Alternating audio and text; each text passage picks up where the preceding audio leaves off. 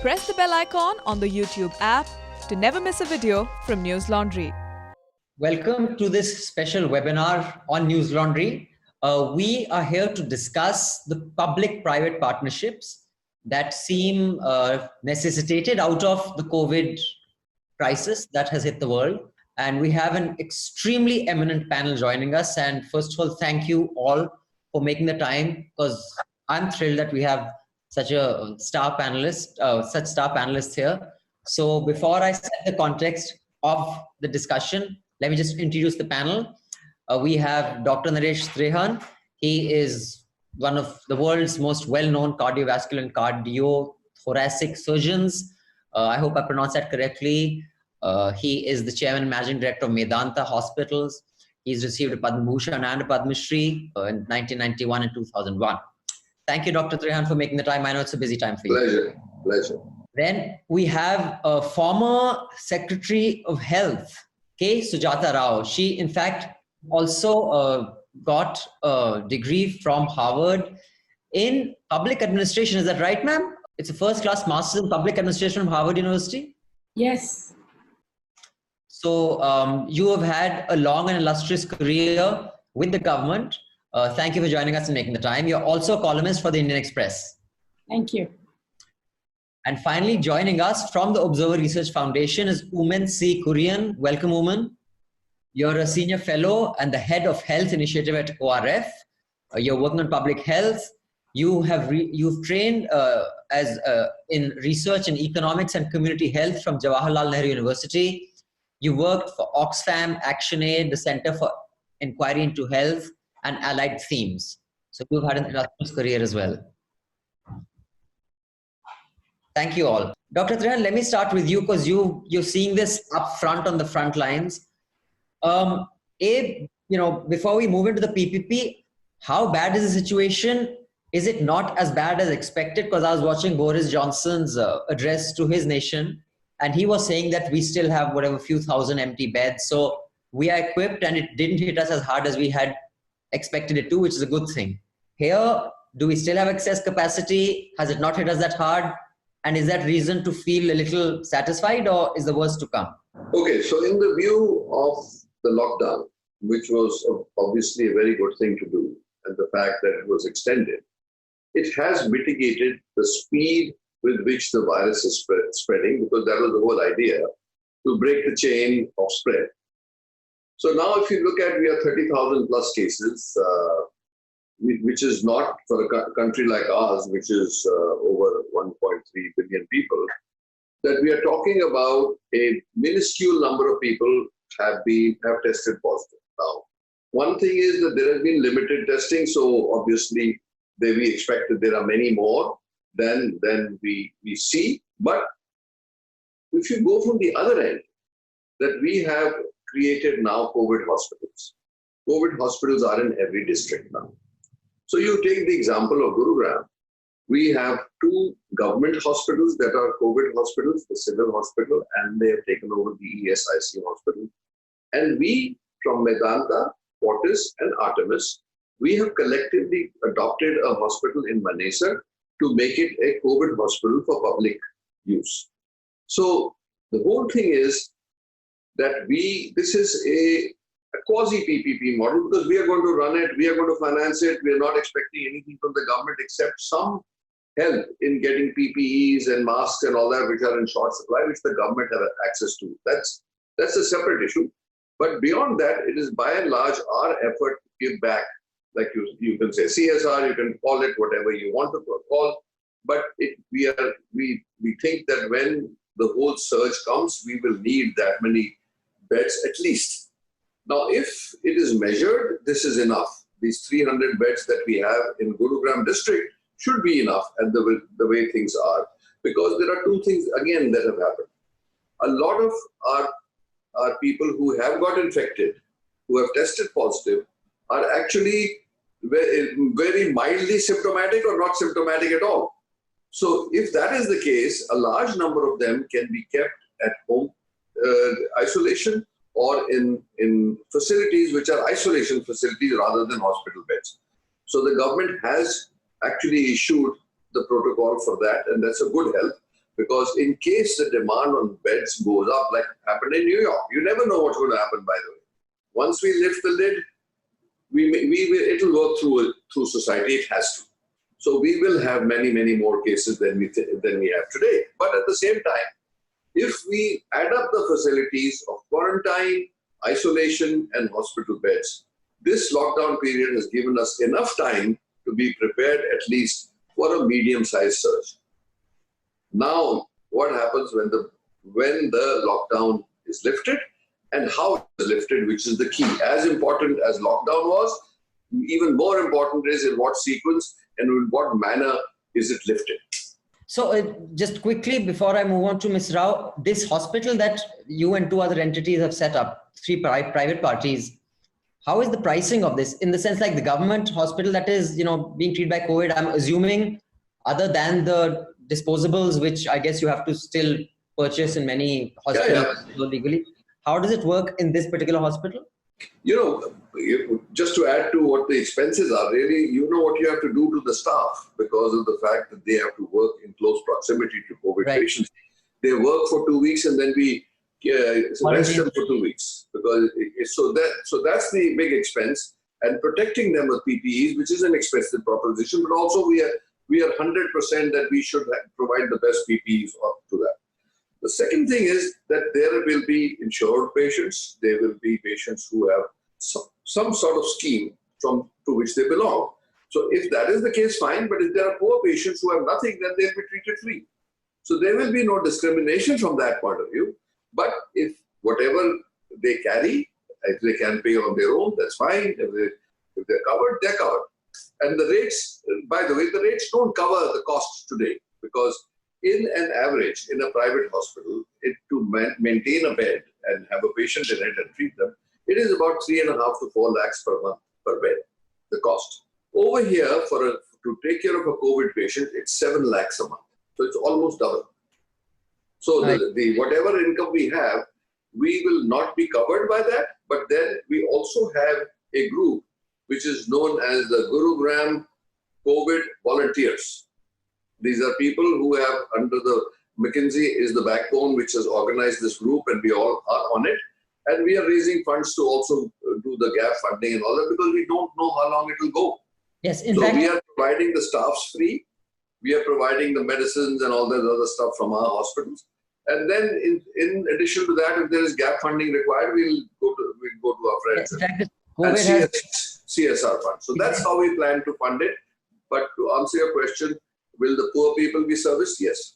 So clearly this COVID, I've seen this in the case of medicine, Dr. Trehan just told us, I've seen in my neighborhoods and in my network, people actually getting together to collect funds to feed people who are starving and, the migrant labor left. Mr. Rao, if I can come to you now. I understand, you've been with the government. Dr. Trehan is, very well-known and high-profile doctor who also, I'm sure, is on a lot of advisory boards for the government as well. There are three parties involved here: the government, the hospital, and the Janta. In my earlier avatar as a producer, have worked with the government. I have done jobs for the government, and to get the payment out, I swore I'd never work with the government. So there are three deficits. And I've worked with the worst paymasters. But when we did two jobs for the government, and mera tel nikal gaya paise nikalte hue. So while I understand people may be meaning well, they may want to do something. Before we get to how the Janta perceives it, how does the dynamic between government and private hospitals work? You have held such a high-profile post. What did you see of it, and what are the shortcomings of this model? Well, in the context of COVID, I would like to, that's what I think we are starting the discussion with, is that, it's completely the responsibility of the government. Let's make it very clear that when it comes to infectious diseases, it's a public good and it is something that the government is completely responsible for, whether the central government or state. It's a concurrent subject. So it has to be able to discharge all the functions of ensuring population health and reduce infections and so on, and take in the private sector wherever it's possible. As you've seen, the private sector has its own issues and problems. It cannot work on a charity basis for too long.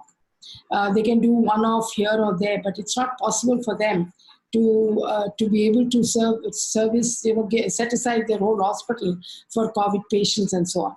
So right now, in some states, I think they even took over some hospitals, I'm told. I don't necessarily buy that. I really feel that whatever facilities the government has, we should exploit them fully. Right now, I think the epidemic is very much under control. 30,000 cases is not very difficult to manage. Out of those 33,000, 80% can be, are mild and they don't need very complicated treatment. It is that 5% which require ICU treatment, ventilators. That is where the challenge is. Getting enough of ICU beds and enough of the blood supply and whatever the requirements, that infrastructure that's needed for those 5%. And that's where the government is weak. So I feel that, in places like Bombay and Delhi, where you have a very vibrant and a very strong private sector, where ICU, but God forbid, if this COVID caseloads increase much more, and we are stuck with these elderly populations or people who need ICU treatment, we may have to call upon the private sector to help out.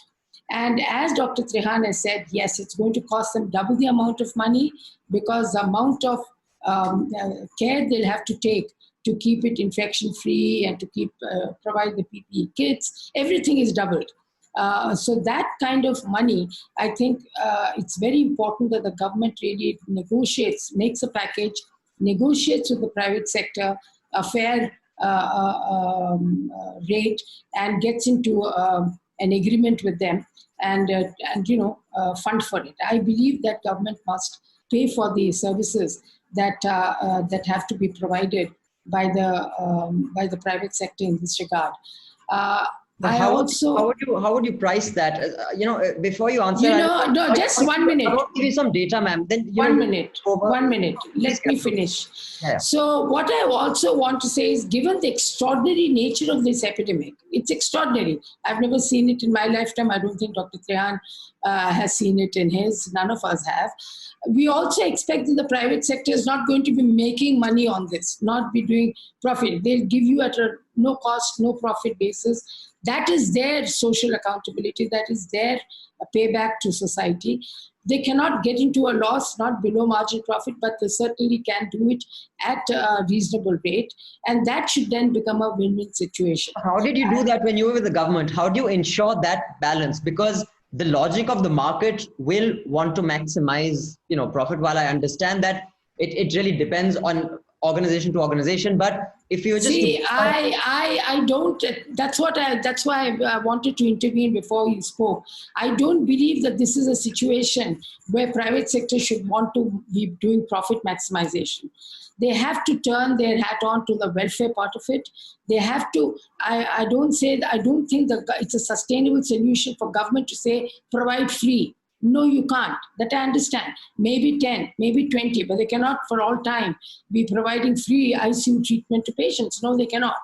But the point is, they can come with a fair rate, which will have to be worked out and negotiated. I mean, after all, if we can come up with proper treatment protocols and then they work out the cost, how much it will need to be charged. But I would expect that the private sector would not, at this moment when the country is in such a bad shape, be thinking of profit maximization. This is not a time when you make profits. And I think the private sector is also going to respond like that when and if the government calls upon them to help us out in this crisis. But the primary responsibility, I'm afraid, will have to be the government's. But as I said, it is in the ICU beds, it is in the 5% patients that the government is very, very weak. And that's where they will necessarily, if the caseloads go beyond our capacity, they will have to look upon the private sector to help out. The private sector needs to help out, because it's not their case either to stand on say that we are not making profit, so we are not going to come, because tomorrow the people's anger will be so much that I don't think they will be able to survive. Sure. There is a certain social accountability aspects that come in also.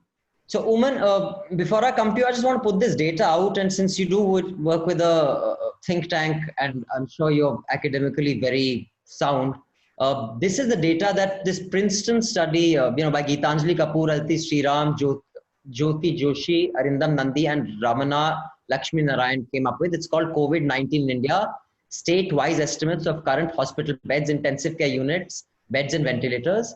And this has been done, partnership with the Center for Disease Dynamics, Economics and Policy and the Princeton University. So here's the data that we have. India has 0.7 hospital beds and 0.8 physicians for every 1,000 people. A Brookings Institution's US-based policy organization estimates that India has 0.55 beds available in government hospitals per 1,000 population. I could go on. There's another survey conducted by FICCI shows that nursing homes and private hospitals comprise 60% of the beds in India at 8.5 to 9 lakh and 80% of the doctors of India, and cater to 60% of Indian patients. So this is what the private sector is actually catering to. So while Ms. Rao, I understand that that's what should happen, but this is what is happening. In such a situation, and there are numbers, I recommend people go online and look at this report. What are the models that other countries follow? And because you may have studied this in some detail, this trust deficit, I'm sure it exists, and maybe our panelists too polite to say so, but I can tell you as a producer, it existed with me. I had sworn I'd never work with the government. And similarly, profiteering is a fact. I mean, we have just come up with a case and ICMR has denied it. There are various news organizations working on it. That was a batch of, I think it was PPE kits and not tests, and it only came to light because the case went to the High Court. And the two private parties were battling over how it should be priced. And the government had paid double the price, and now they've backtracked. Floor is yours, Oommen. Thanks, Abhinandan. I think the healthcare policy debate is often very polarized in India. Too polarized, in fact, to be of much use to the public. The thing is, we do have an infrastructure deficit in the public sector. It is also a fact that we have been extremely lucky the way COVID has progressed in India. Initial estimates, initial projections have been proven wrong. We started this lockdown pretty early, so that has controlled the spread to an extent. Many people say that BCG might have some hand in the spread being slow. Many people say that the high temperature is slowing it down. But whatever be the case, the spread has been slow. The number of deaths have been slow. So the tendency to say that the COVID response is led by the public sector now, both testing and treatment, and the private sector is deliberately punching below its weight, it may be empirically true for now, but that doesn't mean that we can win this battle through public sector alone. As you said, the numbers are not on our favor. So right now, I mean, there has been extreme panic in the beginning. Many private hospitals were shut. The footfall to these hospitals got reduced. So, but as we go back from this lockdown, step by step, many of these hospitals will come online. The PPE supply will improve. So we have a very lightly regulated healthcare sector. That is a fact. It's very lightly regulated, you're saying? Lightly, very lightly, light regulation. But it is also a fact that there are public-private partnerships, ongoing public-private partnerships, which can be leveraged to fit our needs for the COVID response. For example, we have had a history of various health insurance models which tapped into both public and private sector bed capacity. My recommendation would be there are many initiatives like Dr. Trehan and friends are doing in Gurugram. There are other facilities going up across the country. So we have a PMJY covering 50-60% of our population. Maybe, I mean, they could fast track empanelment of these facilities into PMJY so that some money is channelized into these hospitals. I mean, they will need money. And most of these new facilities that will spring up because of voluntary contributions of organizations and individuals, they may not have the kind of resources that the Gurugram facility might have. So we have to plow in resources to these facilities with any and every channel that is possible. We have PMJY, for example, which covers around 50 to 60% of the Indian population. But this crisis gives us an opportunity with 90% workers in the informal sector. We have an opportunity to ramp up our social protection systems now. Perhaps it's a good time to make PMJY universal.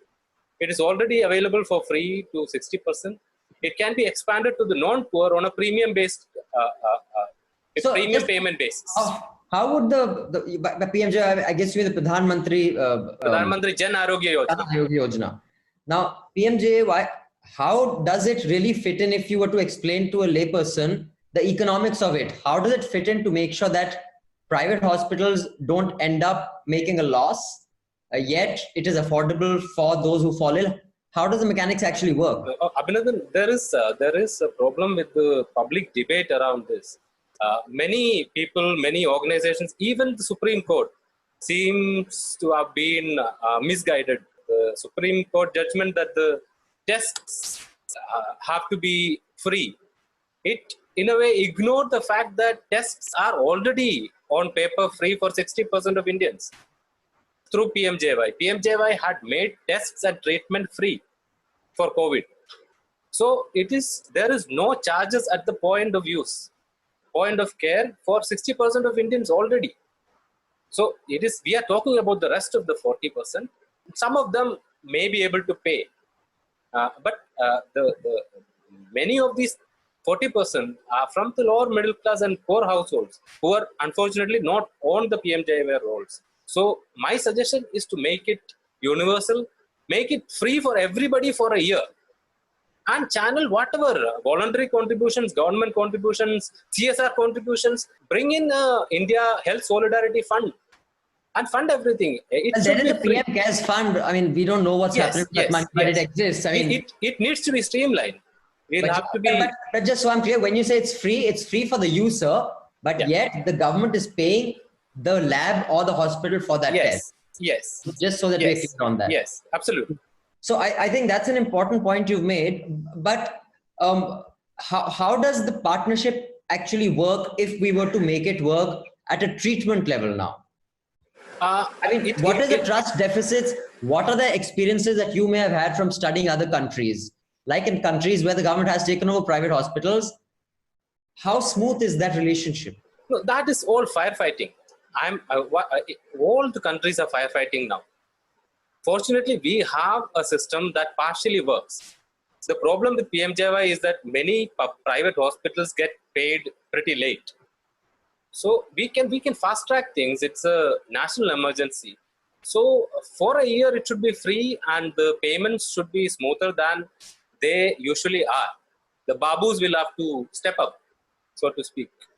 Okay, if I could come to you, Dr. Trehan, the trust deficit, I understand that, like Oommen said that, the government would have to step up and make sure that it's efficient. There are two specific questions I have, and then you can maybe react to what the rest of the panelists said. While Oommen pointed out very importantly that the tests are already free because they are covered by PMJAY, yet this has been put out by Malini Aisola. I will credit her with this because I got it off her feed. She's the co-convener of the All India Drug Action Network. And she said that in Haryana, the government reimbursement rates to private labs for testing government samples is 3,500 in Haryana, Tamil Nadu 2,500, Karnataka 2,250, Gujarat 2,000, Delhi 4,500. And the suggestion is that for the same test, how are different governments pricing it differently in reimbursing the private sector? So a suspicion is there that why is it cheaper in this state and why is it not in that state?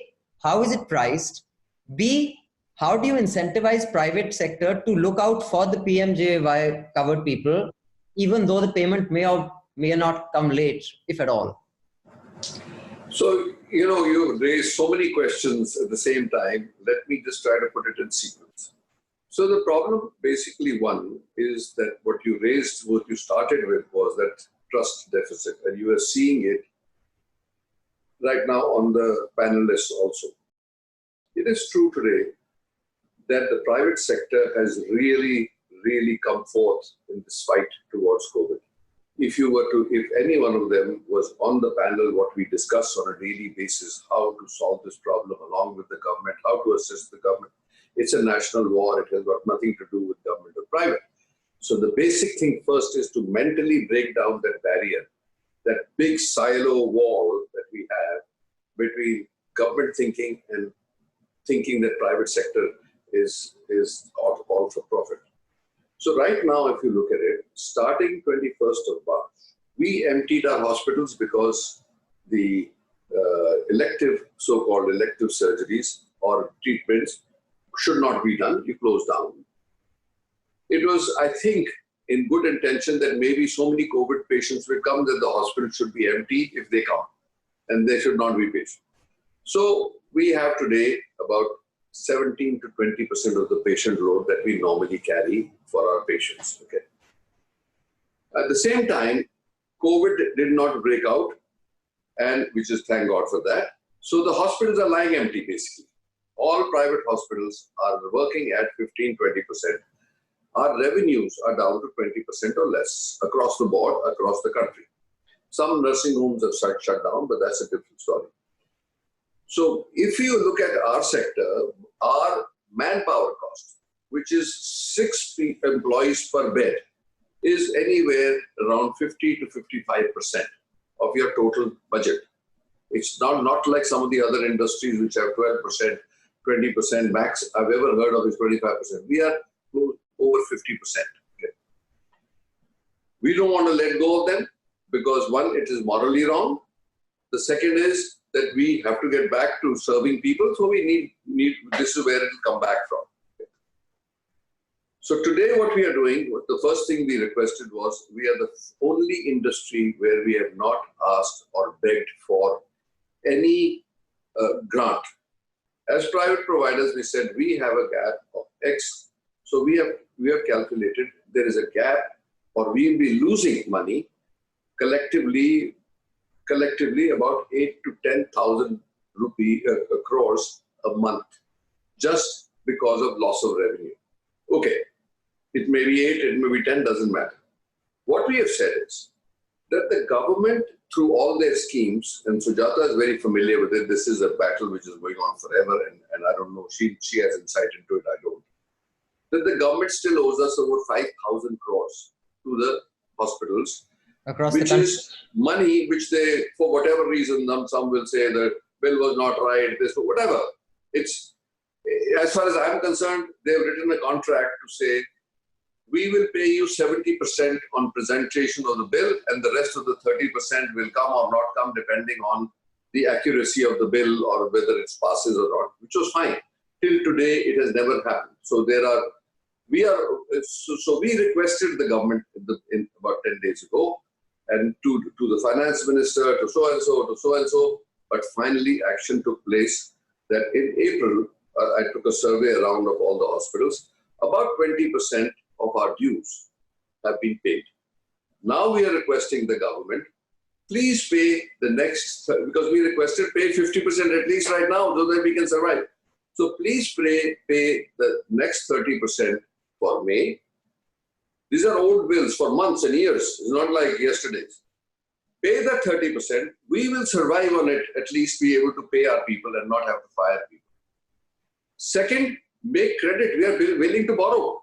We are saying, please let us borrow at a lesser rate, because 8, 10, 12%. If you're a small hospital, it's 12%. If you're medium size, it's about 10, 11%. If you're high up there in the credit rating, it may be 9%.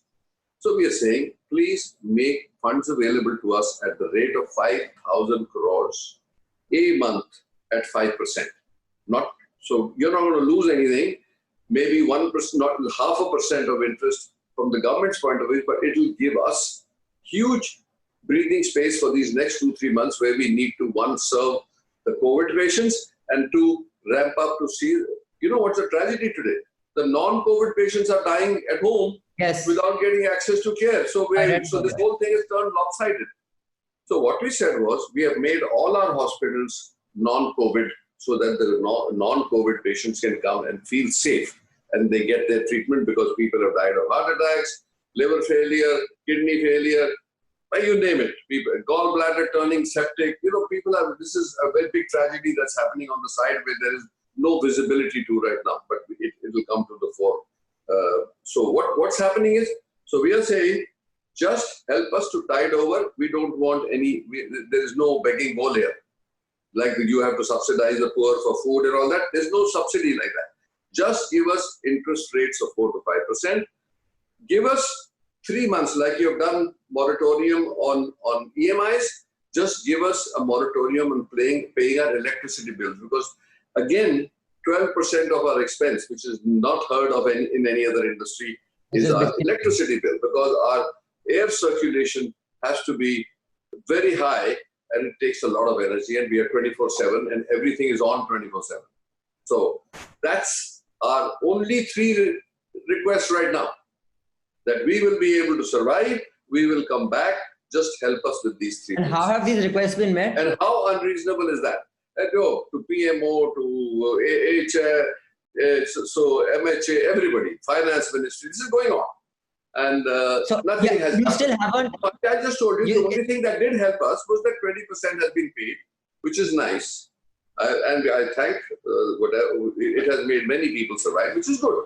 But if you look at it, there's on a daily basis, a request is going, but there is no response yet. But anyway, we will survive. So the second thing is that we will also serve the people. Every city has now COVID hospitals being converted by private hospitals. So that's incorrect to say that we will come forward. It has already happened. Okay. Now you're talking about how the money will come. So, as I said, there is no precondition here. The only thing is, because we know the government is saying, okay, maybe we'll cover them with PMKY or the local state government rates. I mean, they are very low as compared to what the cost of taking care of those patients are concerned. But we can bear that by our own resources or by resources that people contribute from our own CSR, from all.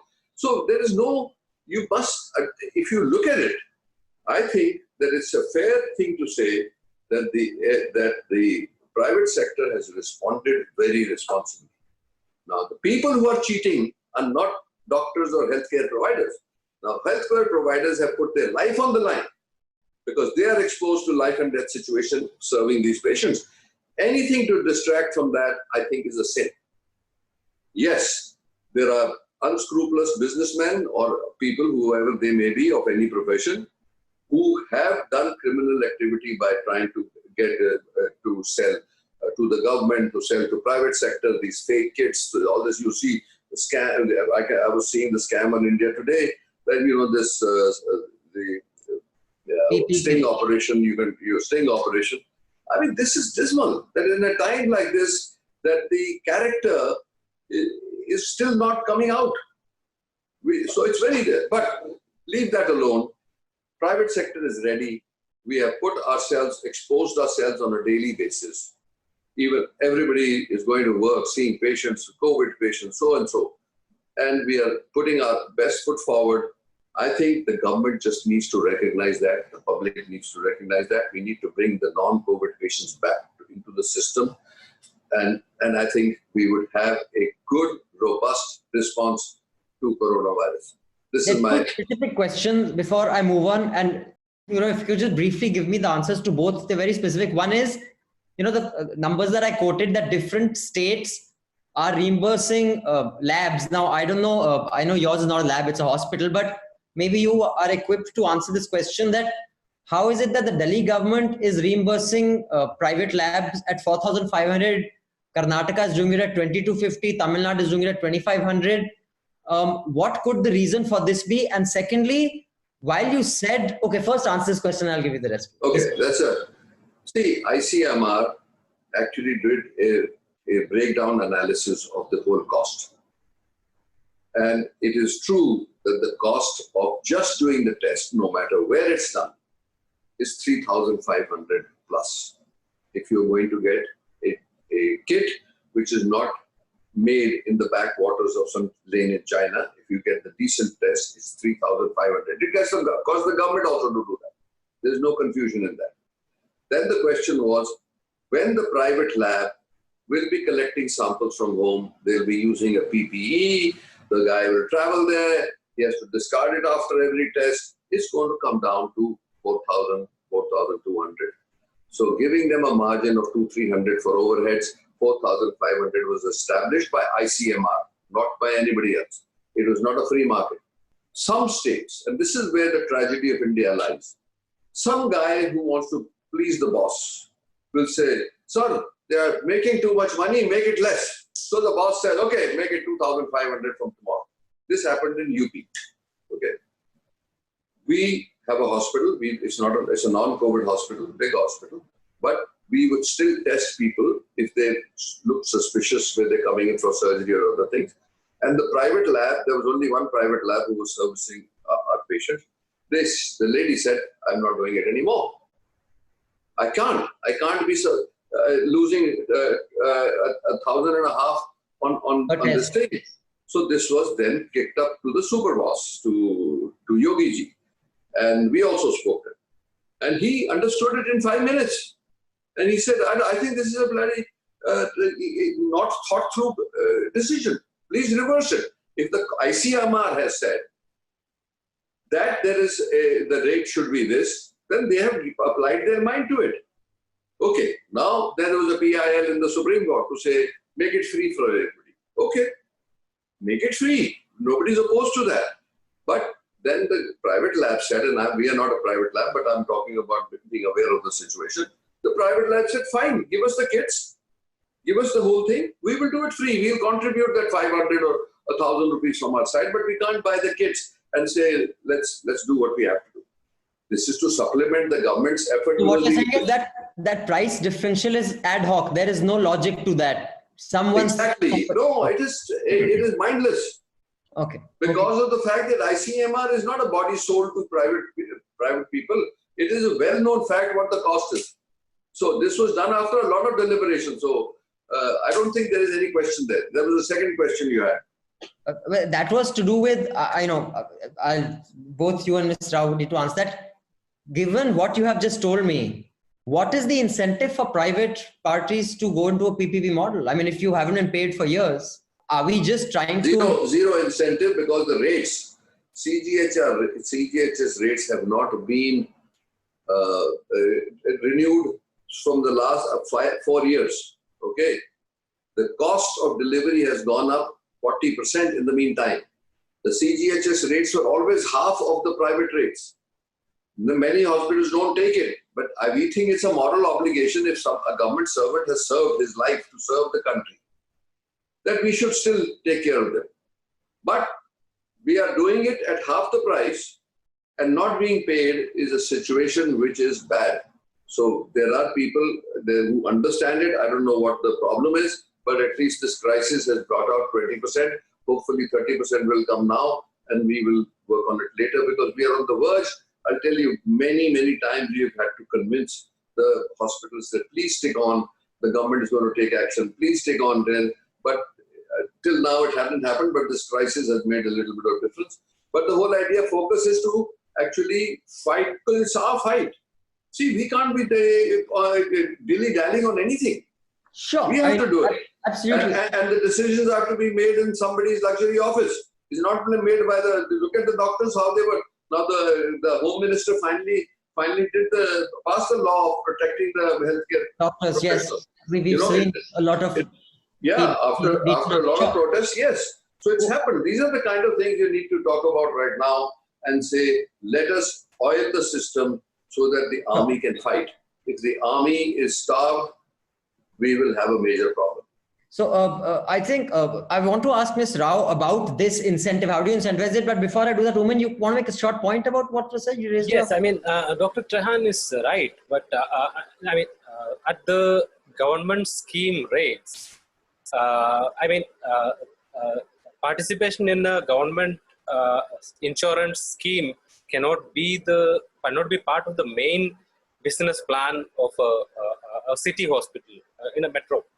But what makes sense for these hospitals is that they have occupancy rates of around 60 to 70%. There is some unused capacity, and government schemes are bulky. The trickling in of patients is regular. So that is, there is no business case for participating in government schemes, at least in the metros. So that is an additional point that I wanted to make. This is hospitals, spending their CSR money or using their excess capacity, unused capacity that is lying idle otherwise. That has been my proposal, actually speaking, to the government, that yes, let us utilize all the capacity which is available in the private sector and the government sector across the board. The only thing you need to assure is that you pay, because if you're doing the service at half the price and you are cross-subsidizing it, at least that financing it should not cost you more. That's all. Now, Ms. Rao, if you could just tell me about this. You heard what Dr. Trehan said. So, he didn't mince his words, and he says there's zero incentive to, work with the government. But in other models, especially like I said, during the PPP models of, the UPA times, whether it was to do with industrial houses or, SEZs, they were land grabs. PPP became a bad word then, not because the government didn't trust the private party, or the private party didn't trust the government. They seem to trust each other just fine. But those PPP turned into land grabs. Land was bought, projects never started, the jobs that were assured never came. So clearly in healthcare, there is a distrust from the private party towards the government. Generally, PPP had become a bad word because there was distrust of the Aam Aadmi towards both parties. And the government is the most powerful entity in any equation. How does one overcome this trust deficit? You have had such an illustrious career with the government and specifically with healthcare. How would you recommend we can make this work? Look, there are a couple of issues that I think need to be clarified. And one of them is you will never find in no country in the world, maybe Germany or some social democracies like that, no country in the world are the private sector ever happy with the government rating, with the government rates that are offered. In America, it's a constant fight where Medicare pays to the private everywhere. The care provisioning is all private in US. You've written all this about insurance also in your column. I've read about insurance. Same. Okay, so in America. In Japan, where there's only one single payer, that's the government of Japan, they have a budget. Within that budget, the rates are fixed. The medical community has no choice. Of course, they negotiate, but that's it. They have to take what is given to them, and they are called administered prices. So nowhere in the world will you ever find a quotient of satisfaction between what government pays, because the objectives are too different. Government wants to minimize its financial outgo. The private sector wants to maximize the financial earnings. So these are two different, opposite objectives. So this carries on. This dialogue carries on, and we keep going up and down. But what I feel is in this whole business, there must be a much more transparent way of setting prices. And there must be a process of negotiation. Because while I do agree with Dr. Trehan, there are actual costs being incurred by the private sector, which needs to be recognized by the government. But at the same time, the government also has its own pricing. They're also looking at the market prices. And there is a tendency of the private sector to maximize their profiteering on healthcare. And so there is this trying to find the balance where you get to a fair price. It's a very tricky, very tough thing. Germany, they spend days negotiating the rates. So that kind of process needs to be started here also. And when it comes to the testing, how is ICMR? Dr. Trehan knows everyone in Delhi, knows the whole system better than I do probably. But I don't see any health economists or cost accountancy or tariff rating expertise in ICMR. I don't know, how did ICMR fix rates? I have worked in the Ministry of Health for 25 years, from 1988.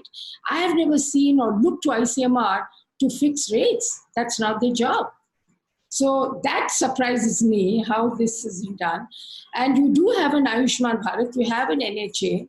They do have systems of fixing rates and how to do the economics of it. They should have probably done that. That's one point. Let us also assume that, 4,500 is a rate. So as Dr. Trehan said, 3,500 is probably the cost of the kit itself. And the rest of it is the administration of the test. If that is so, and if I was in the government, I'd buy a procurement of the kits and give it to them. I'd give it in kind rather than cash. Because everyone knows that when you buy in volume, in bulk, and this is not one, I can cite at least 100 examples to show you when you buy in bulk, the prices fall. Absolutely, sure. Okay, that's simple economics. It doesn't need rocket science to understand the basic demand-supply curves and the balancing of prices. So there, if government was in it, then they should buy the kits, and maybe they can get it even at 1,500 rupees, in which case the test kit price will fall. So I think that's how it should have been done, rather than come with a flat fee of 4,500, which may not necessarily have any basis for it. For example, in Andhra, they're using the TrueNat RT-PCR test, and the test kit costs 2,000 rupees. And they're saying that the specificity and the quality is as good as any other. So, the prices will change. When you say, why does it change from one grade to another? Yeah. There was that little bit of confusion, I might say. I won't even say transparency, but a bit of confusion as to how this rate was. So you're saying the test kits are different in each of these states. It's a different. Yeah. So I'm saying there is a methodology. There are proven ways in which rate fixing is done in different countries. We should learn from those experiences. In India, it's very crude. CGHS does it by a tender system, and whoever is the L1 gets the rate. That's not the way anyone does rate L1 fixing. for our audience is the lowest one. So you put a tender, whoever gives the lowest one gets it. That's the way CGHS rates to get fixed. Yeah. And then the prices of services also vary. Between Dr. Trehan's prices will definitely vary to a Mufassil hospital, a small 30-bed hospital in Vaishali district or something, because the price of inputs will definitely be different in a metro hospital of Delhi or Bombay, where the land value, the price of just the land estate itself is so high. So everything varies. So, we have to have a much more sophisticated system of price rating and fixing. That's the one point. And the second point, which you've been asking, is government trust. The point is, it's not a question of trust, Abhinandan. It's all a question of budgets. Look at our GDP today. The estimates are 0.78% GDP.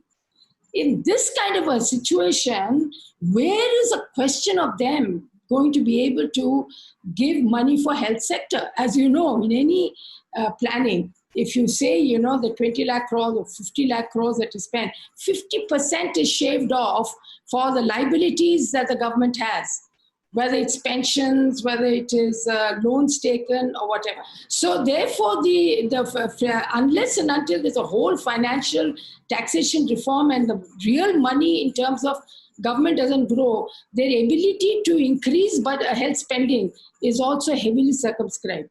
That does not mean that once you get into an agreement with any private party that I will pay you this upon performance of a budget, you renege on that.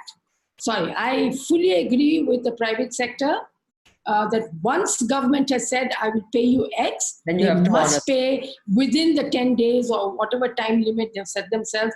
There is no excuse on that front. I mean, that I fully agree, and that's not acceptable. Before I go to Oommen, Doc, you want to just respond to the pricing bit? Because, No. See, what I'm saying is, we are all aware of the only word that I objected to what Sujata was saying was profiteering. First, if you say profiteering, you should be able to prove it's profiteering. You can't accuse people of profiteering, because where is the profiteering? They should come in to look at the account and say how close to the ground the private sector is cruising right now in healthcare. Okay. There is mergers going on. Anyway, that's a word used normally. Sure. No. This is a mindset of the government which I object to, and this is what I'm trying to say. You should.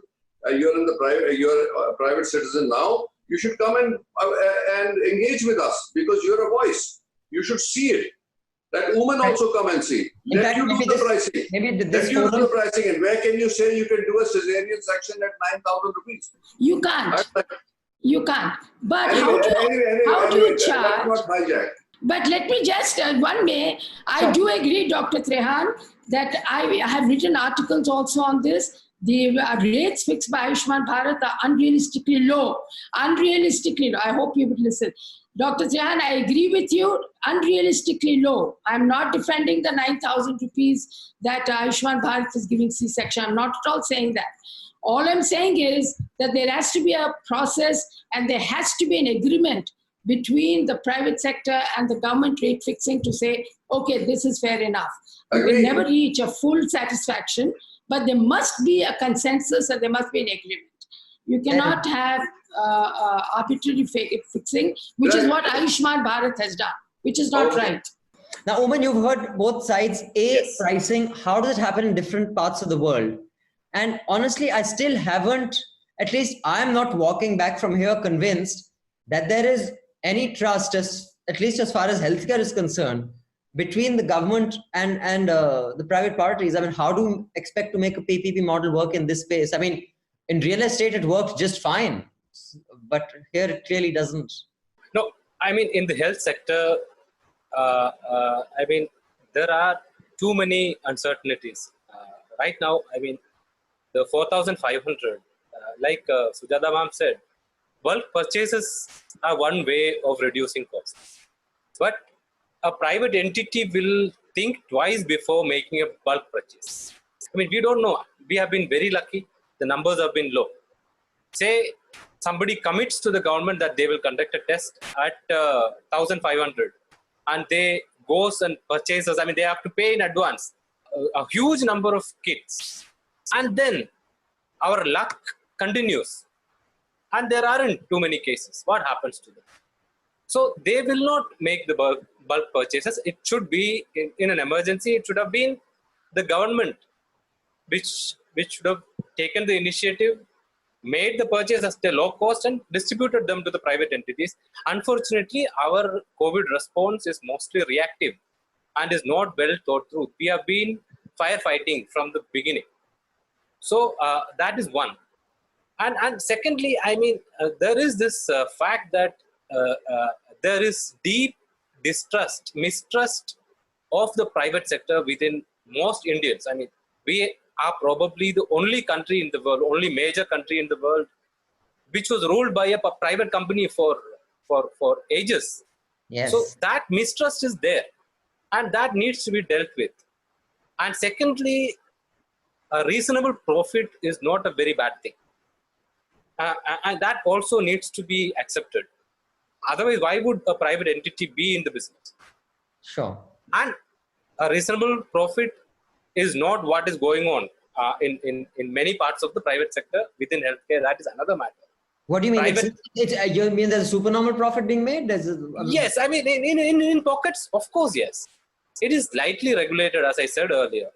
And I mean, like Sujata ma'am mentioned, profiteering is a word that normal people use. Once they have had one of these experiences with a hospital or a lab or a doctor, I mean, this is a fact. But the fact remains that although private sector has its problems, we need to fix them. Maybe this is not the time to fix India's healthcare sector. It is a national emergency. We'll have to find a way of working with the private sector because they have enormous resources which are right now mostly shut down. We'll have to bring back them online. We will most likely need them in the next week. Is there any data with any think tanks as to how PPP models work in the healthcare space as opposed to in other spaces in different parts of the world? Is it similar? PPPs within healthcare sector, I mean, healthcare has a problem of asymmetric information. So most of the information that passes hands are mediated. I mean, you would never know. And the entities are very, very cagey about sharing their costs. So and also from the other side, if you have a 100-bedded hospital, you cannot have this CAG model of projecting revenue. 100 into 3,000 per day. I mean, they have 60% occupancy on the average. Maybe it is less. Maybe it is slightly more in certain months. So you will have to, I mean, both sides will have to meet somewhere midway. The ideal economics doesn't work in healthcare. Ms. Rao, you were saying, I think that's a very important point that Oommen has said, that just economic theory, the way we understand it, doesn't work in healthcare, because the human angle, whether it is the input, output, or even the satisfaction and the trust, is significantly higher in healthcare as opposed to buying a bar of soap or, you know. And also, your decision to buy is mediated by a doctor. And it's not voluntary. It's circumstances determine it. I'm not, buying, I want to buy a car now, I don't want to buy a car now. If my heart needs bypass, it needs bypass. I mean, I can't. Okay, let me answer. Yeah, Mr. Rao, please answer that. And also, specifically on this whole L1 logic, it's been there in the government for the longest time. What will it take to overcome that way of tendering?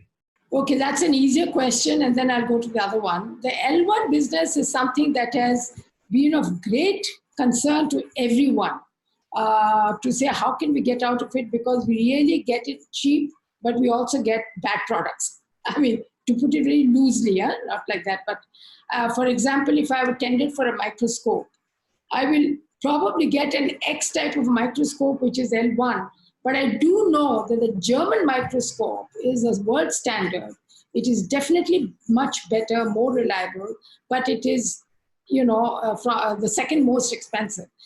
Now I have to then do a massive amount of justification why I don't want L1 and I want to get a German. And nobody wants to take the risk, because in hindsight, after 5 years, they'll say I got a cut from there. So the solution that is often given by the CBC and other agencies, then you set your standards where only German type of microscopes alone can tender. So you stiffen your prerequisites and requirements when you issue a tender form. So that is what is now happening, because our experience in the government has been in the health sector that the L1 doesn't get you quality. And in health, quality is absolutely topmost necessity. Right. Whether it's drugs or whether it's equipment or whatever it is. So that's where the debate is. But no bureaucrat would stick his neck out, for example, to not give an L1 unless he has a very, very strong evidence base to prove that the L1 is a crook by whatever it is. Right. Now you see how ICMR imported kits. Yes. They must have validated the first round of kits, and that's how the import order was given. But then when you see it in the field and they sent it out, they've turned out to be hopeless. Right. This is where the trust deficit comes. Now that's a private player who showed you good tests, got himself accredited, got the tender, and then supplies rubbish to you. So when it comes to trust deficit, the whole genesis started in the 90s when India started opening up to the private sector. And they started giving land as an incentive to want you to set up hospitals. Apollo, Pratap Reddy was the first one to set up Apollo in 86, when Indira Gandhi was very impressed by the technology that he brought, the whole modern way of hospitals, functioning and so on. So with that, land was given in Delhi, it was given in Hyderabad. So land became something which was very expensive for private sector to buy. And government giving it meant it was a very big incentive. The second incentive they gave was custom duty exemptions for importing equipment, because Rajiv Gandhi wanted top-class equipment to be made available here. There was an internal demand for high-quality care because there was a rising middle class. And so they gave custom duty waivers. Now, in both these things that the government gave, they put a condition which I think was a bit tough. And that was not done through the health ministry. It was done by the finance ministry without consultation with the health, saying that 40% of outpatient should be done free. 40% of outpatient treatment every day should be done free of cost. In perpetuity. Yes. And 10% of inpatient beds should be done free. In perpetuity. Now, you may be importing an equipment for, say, 5 lakhs of rupees. In a year's time, if you have really implemented this sincerely, you would have done the, paid back that custom duty, you should be free from that, right? But when it made it perpetuity, after 20 years, people started, actually no private sector adhered to that guideline at all. And once when the Delhi government had an inquiry on one of the top hospitals in Delhi, they said that, we were asked to provide 10% beds, not treatment. So here are the 10% costs. Let your patient come and buy, but we will charge. But that is not the spirit of it, you took it literally. So that's what I mean. Private sector, as long as you have it, you have to be fair to them. You can't expect them to be charitable organizations. The profiteering part, which Dr. Trehan was upset that came in, is you see the kind of unnecessary surgeries they do, the kind of number of stents that they put when it's not required to put the stents.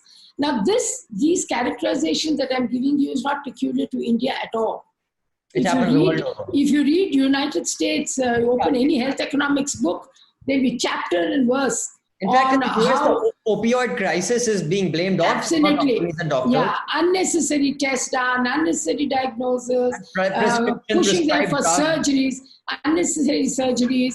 And you remember Amir Khan did even a whole series on TV on the corruption, the kickback culture. That's true.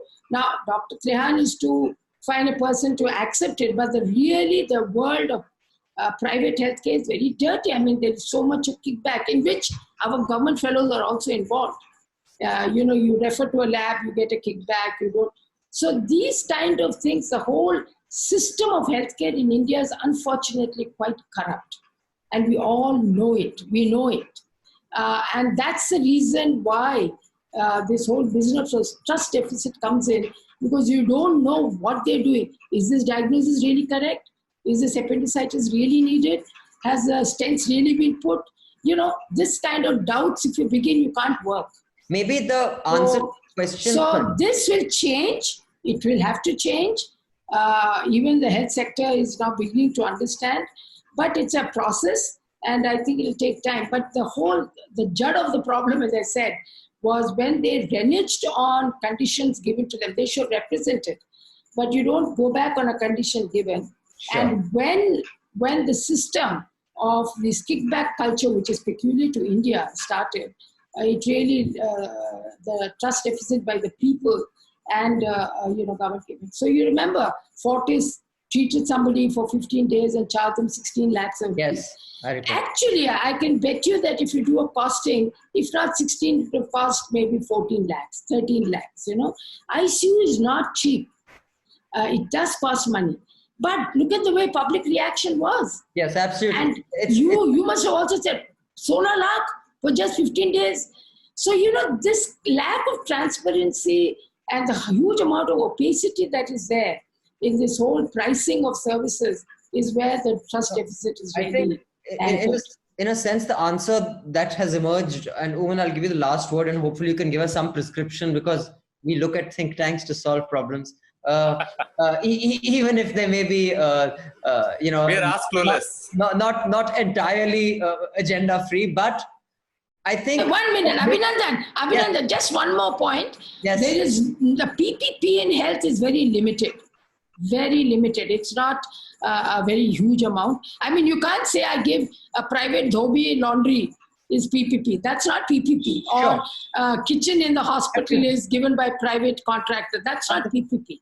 Understood. So you and I understand what PPP is. That's very limited. It has not grown very much.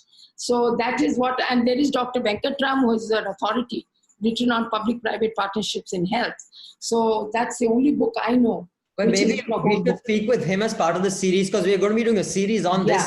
So Oommen, sorry I took your question. That's fine. But I think one answer that's emerged is that healthcare is unique, that there is a self-audit happening to the PPP model. That, just like when I said in case of the whole SEZ thing and the whole industrial push of Manmohan Singh wanting to unleash the animal spirits of the market, there was no daily audit. In healthcare, there's a daily audit happening, if not by the CAG, but by the people who are going to the hospital and coming back. This is how much I paid. I was killed. I haven't been treated. I haven't been done this. Because this daily audit that happens with the participation of the user is unique to healthcare. And I don't think that is unique to any other industry, whether it is an auto parts setup or it is, set up for some machinery parts being made, or chemicals being made, or petrochemical byproducts being made. So clearly that is one thing that has emerged. But is it even possible? And finally, if you could just give us what you think was a possible solution. I mean, if you could leave our audience with some hope. And I've always wanted to ask this: hospitals are an ecosystem by themselves. A hospital will have a university, there'll be chemist shops, there'll be rickshawalas, there'll even be beggars there. There'll even be, an ecosystem emerges around a hospital. Hospital, university, you'll need teachers, you have students, you have fees being paid.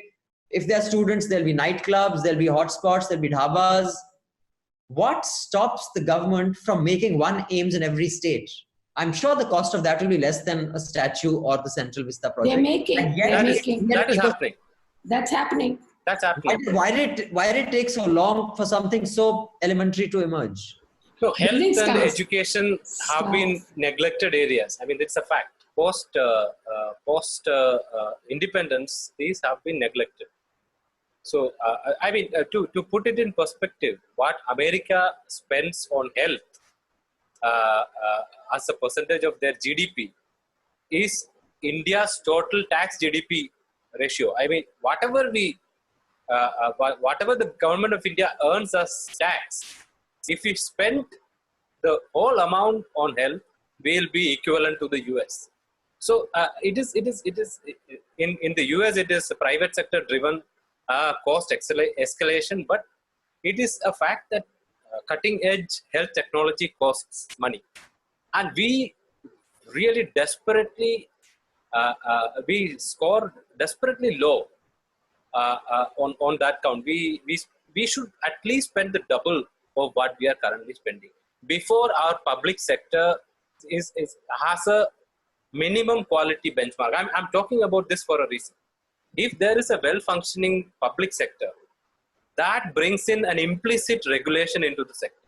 If the public sector is giving healthcare services of a certain minimum quality, then the private sector will have to bring the cost down and readjust, recalibrate their quality. Then the people have the opportunity to vote with their feet against the private sector. Right now, it doesn't exist. Our public sector is starved. There is no staff. So if you are sick, you have no option. Yeah, if you want to live, then you will have to go to one of these facilities and do what the doctor says. You cannot Google. That is unique to healthcare. Yes. That logic doesn't apply to any other industry. Yes, that's right. So we can debate it for days. But the thing is, we'll have to bring the private sector on board with incentives so that they allow for certain amount of self-regulation. And PMJY is one way of doing it with graded pricing, probably. Some of the concerns of big hospitals like Dr. Trehan's will be addressed. So there are ways of addressing it. If it's graded. Yeah. I mean, these prices are all right for small cities and towns. I mean, hospitals like Medanta cater for what?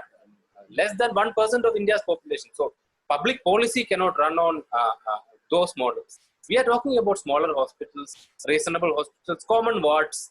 We are not talking about care in a private room when we are talking about public policy. So I think bringing the private hospitals on board as part of a government scheme where they can also make reasonable profit is the only way we can regulate the system.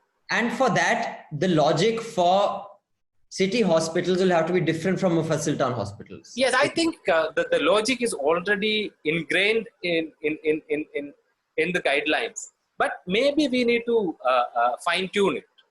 I see. But for that, we'll have to give the private sector a larger patient pool. What I was saying is, if we universalize it, current 60% plus the 40% for free for this emergency year, and the 40% or maybe 20% can pay from next year on a cost basis because it's a government-run program. It will run smoothly, much better than the status quo. That is what I think. And then the government has a foot at the door where they can regulate. I mean, we shouldn't be over-regulating, then the whole thing collapses. Sure. But if we want to regulate the private sector, the health is a state subject. The center has no teeth. I mean, ma'am will know. If we have to do it, we have to incentivize the private sector in newer ways. Otherwise, there is no way forward.